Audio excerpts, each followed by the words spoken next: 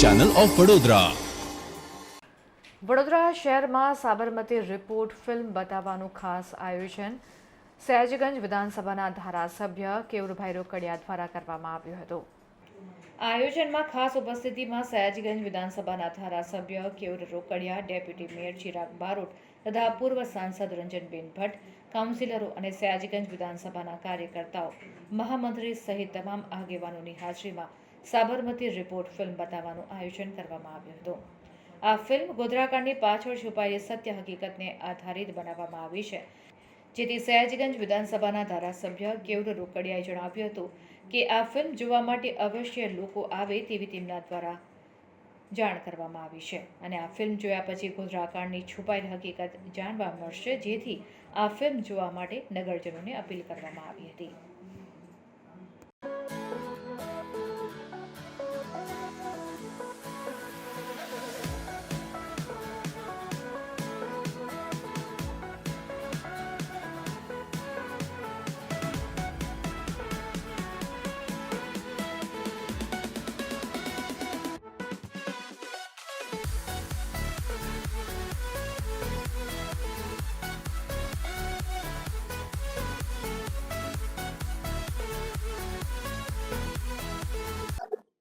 Sabarmati report એક સત્ય ઘટના પર આધારિત ફિલ્મ છે.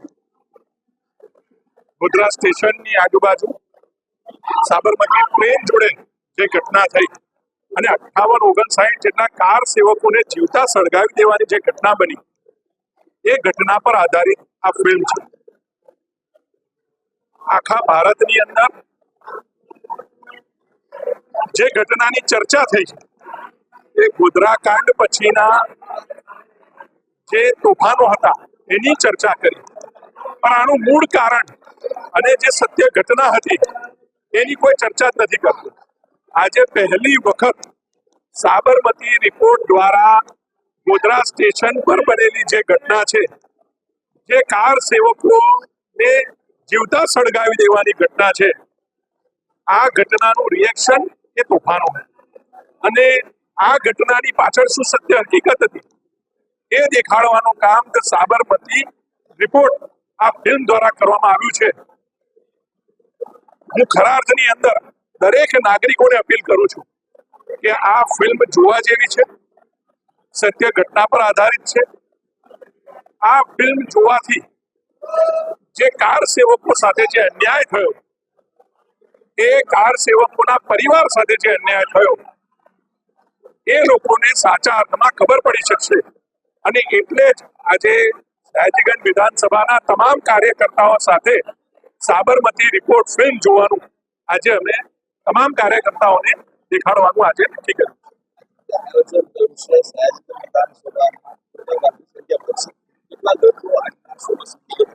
આશરે 350 જેટલી સીટો આ ઓડિટોરિયમમાં છે અને એટલા કાર્યકર્તાઓ સયાજીગંજના અને સિનિયર સિટીઝનને આજે અમે બોલાવ્યા છે અને તમામને આજે ફિલ્મ નિઃશુલ્ક દેખાડવા.